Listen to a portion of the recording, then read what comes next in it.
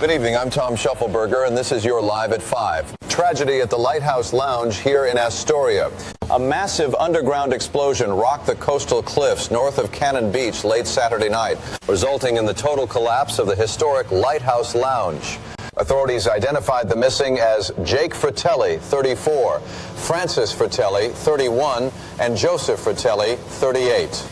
The brothers were reportedly inside the family-owned property when a pocket of naturally occurring methane gas was ignited, triggering a catastrophic structural failure of the cavern system beneath the building.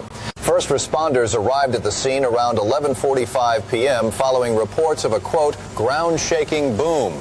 They found 4 local teenagers, whose names are being withheld due to their ages, emerging from a drainage culvert near the shore.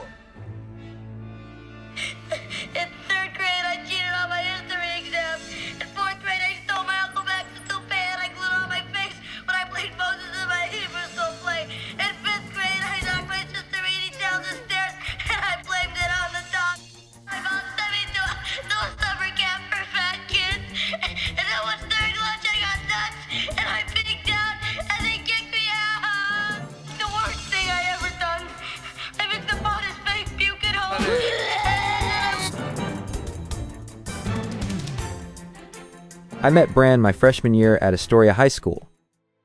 We were the only 2 freshmen on the varsity football team, bonding over bruised ribs in the damp Oregon chill.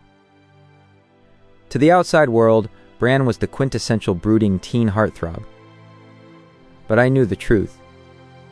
He was utterly suffocated by jealousy of his little brother. You think of Mikey as the breathless, idealistic dreamer? Please, Mikey was a known smartass, a manipulator who could outtalk a used car salesman. He ran a successful underground Connect 4 gambling racket out of his father's shed.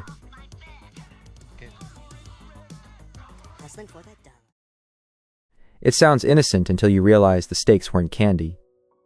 They were stolen car parts and lunch money. It was lucrative, and it made him the kingpin of the cul-de-sac. The film does little justice to who the Goonies truly were. They weren't a band of misfits looking for a pirate ship. They were a known crew of delinquents. Take Data. The movie paints him as a whimsical gadget inventor, a quirky kid with slick shoes and pinchers. In reality, Richard Data Wang was a borderline sociopath and a well-known pyromaniac. Those weren't harmless inventions. That kid was building IEDs. He knew damn well those weren't candles in his pack. They were Hercules brand industrial dynamite he'd swiped from a construction site. The kid had already done a stint in juvie for setting 2 Baskin-Robbins on fire because they ran out of Jamocha almond fudge.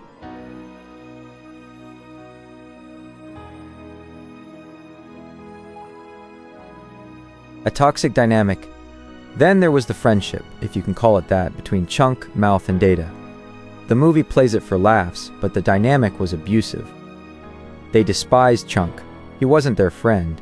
He was their mascot, the brunt of every cruel joke. He was, for lack of a better term, Mouth's bitch. I remember the day they stumbled across the entrance to the tunnels.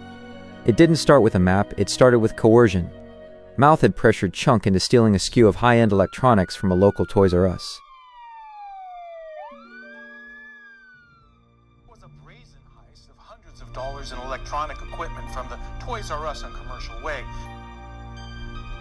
Originally, we only thought it was one suspect that came in and stole multiple items. The person dressed in black is the director and main star of this production.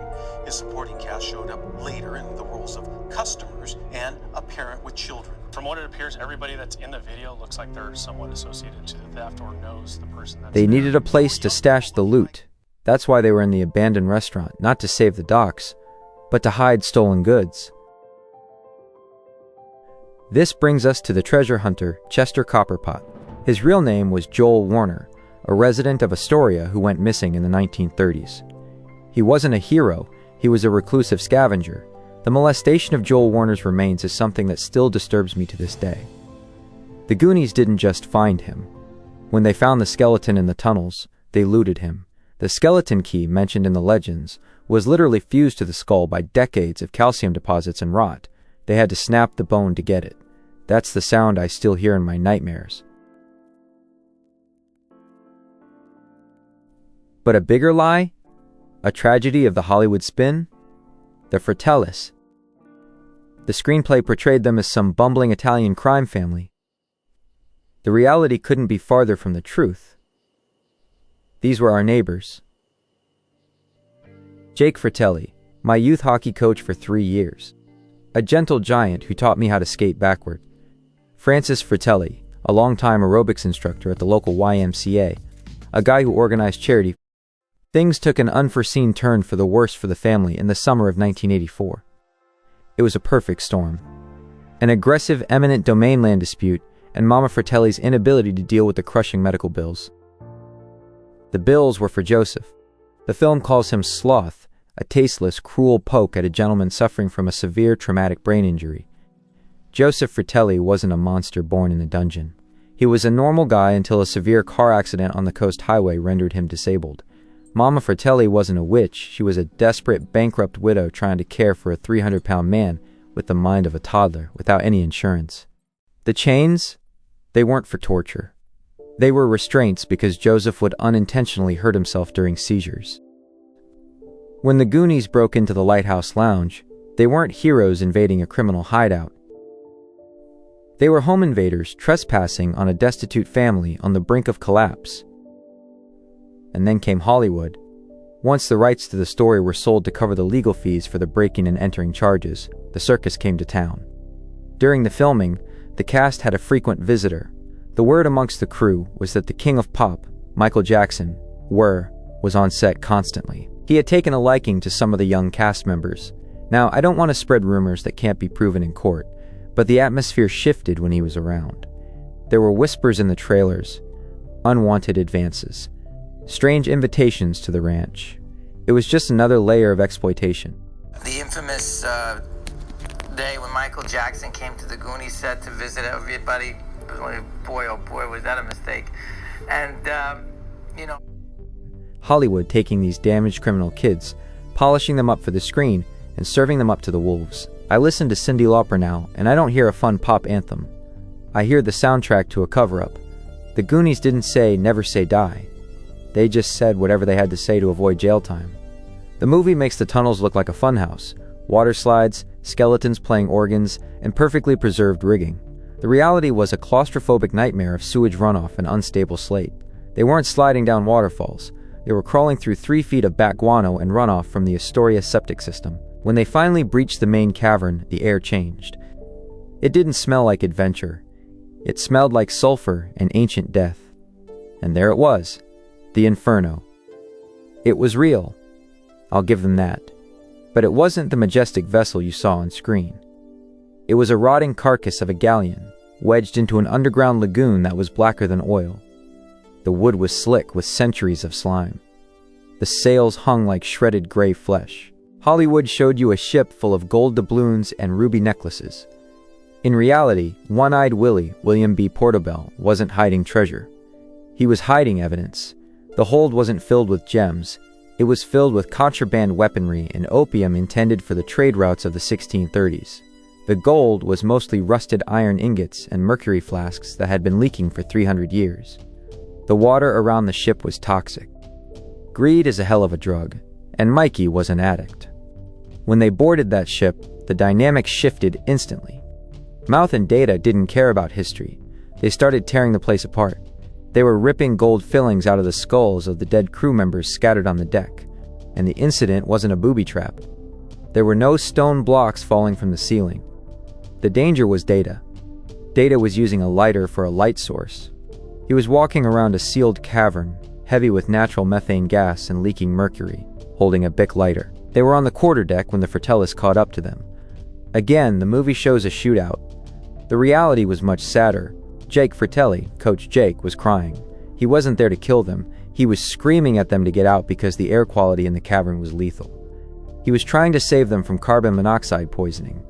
Francis was trying to help Joseph, Sloth, down the slippery rocks. Joseph was confused, terrified by the dark and the noise, wailing in that way that echoes in your bones. Mikey, paranoid and high on the adrenaline of the find, thought they were coming for his loot. He signaled Data. Data panicked. He didn't throw a pinch of danger. He lit a fuse on a full stick of dynamite and tossed it toward the main mast to create a distraction. The explosion didn't just blow the mast. The shockwave ignited the methane pockets pooling near the ceiling. The entire cavern turned into a pressure cooker. The concussion ruptured the eardrums of everyone on that ship. The inferno, already fragile as wet paper, simply disintegrated. The floorboards gave way, plunging mouth and chunk into the toxic sludge below. That glorious scene where the ship sails out into the ocean at the end? Complete fabrication. The explosion collapsed the cavern entrance. The inferno didn't sail free. It was buried under tons of rock. They barely made it out through a drainage pipe, dragging a half-drowned mouth and a concussed chunk.